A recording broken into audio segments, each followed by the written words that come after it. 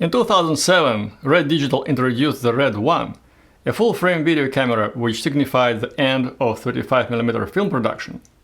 But the Red One was not the first digital camera used to shoot movies. Digital cinematography started in earnest in the 1990s with digital Betacam and was commoditized when consumer-grade DV launched in 1995. All this culminated in Star Wars Episode II: Attack of the Clones, the first major Hollywood blockbuster to be shot 100% digitally, directed by George Lucas and released in 2002. Right now, we can shoot on high def, and 50 minutes after we shoot a 50-minute cassette, it's inside the computer. As the story goes, it took Lucas some time to persuade Sony to produce a variant of a professional shoulder mount camcorder that could shoot at 24 frames per second. For a long time, the Japanese were confident that more images per second was better, because it made motion smoother and more natural, more lifelike, but this was exactly what Hollywood hated. There is a lot of controversy about the fact that we're shooting this digitally. Lucas was able to convince Sony that 24 frames per second was an integral part of a movie, which gave movies a characteristic stutter and was partly responsible for suspension of disbelief. Sony gave in and developed the HW F900, a high-definition camcorder that could shoot at 24 frames per second. And the rest is history. Now, what was the inventor of VHS doing at that time? JVC, together with Sony, Panasonic, Canon, and about 50 other companies, was a member of DV Consortium.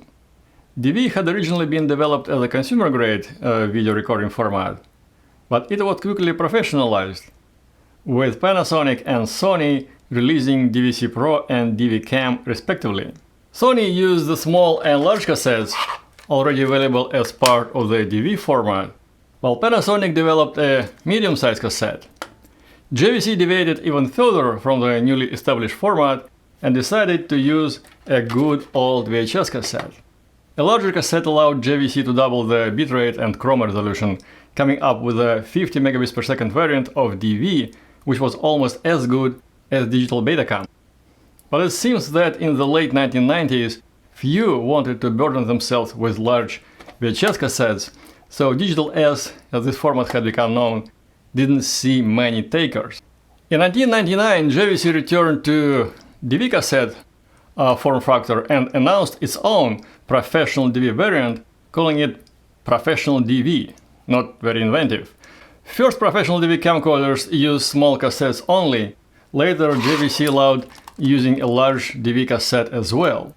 The format was professional in terms of the image pickup, lens selection, manual controls, and interconnects, but the recording format was exactly the same as consumer-grade DV. JVC pitched it as a benefit, claiming compatibility with a wide range of equipment and low running costs. By the end of the 1990s, digital cinema market had matured. JVC responded with Cine Line products. According to JVC, there was more to film look than simply offering 24 frames per second frame rate. In particular, the Cine Line camcorder, also carrying Cine DV label, presented at 2001 NAB trade show, boasted true 16:9 mode, wide dynamic range of its imaging sensors, 14-bit digital processor, and customizable gamma profile with black compress, black stretch, and knee adjustment. JVC pitched its new camcorders to UCLA, and 4 UCLA students, selected as JVC Fellows, were provided the JVC equipment to produce creative works during the 2001-2002 academic year. JVC claimed that its engineers had worked closely with leading film directors and cinematographers to develop the ultimate digital camera for use by independent filmmakers. I have no idea how JVC specially designed its camcorder to gracefully transfer digital video to film, because the camcorder didn't shoot in 24p, not even in 30p. It recorded standard interlaced consumer-grade DV video. Maybe film blow-up wasn't the main priority for JVC after all. Maybe they thought that high-end productions would be demonstrated on large high-definition screens or in movie theaters with digital projection, so having smooth, lifelike widescreen picture with lush colors and wide dynamic range was more important than film-like frame rate. I don't know.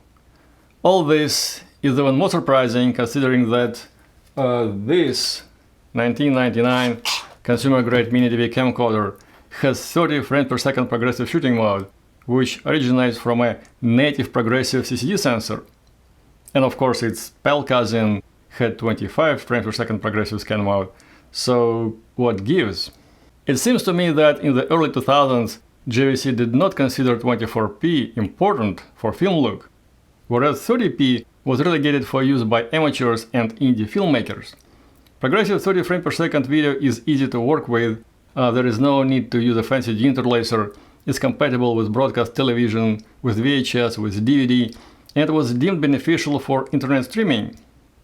Indeed, intra-frame codecs used at that time encoded each frame individually, so halving the frame rate would automatically halve the data rate.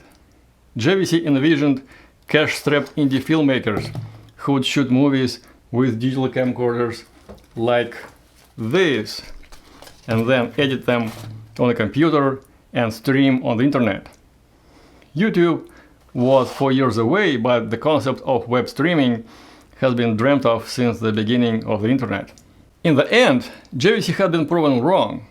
YouTube, which started in 2005 with 320 by 240 at 30 frames per second, enabled HD video in 2009 and 60 frames per second in 2014, offering live look of broadcast television.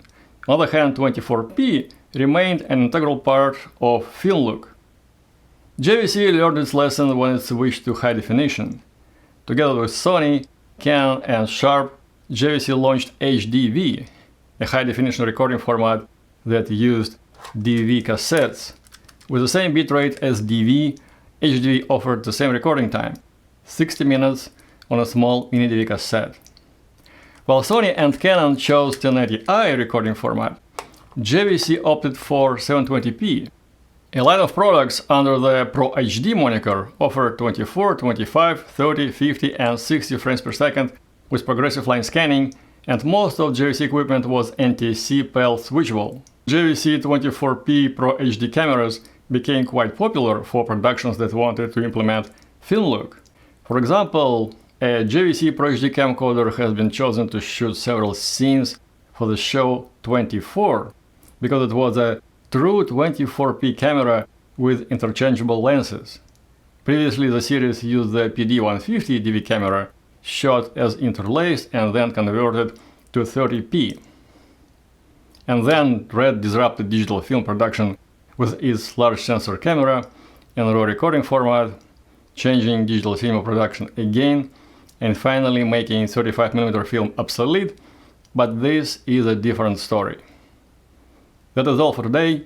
Please like, subscribe and comment. Goodbye.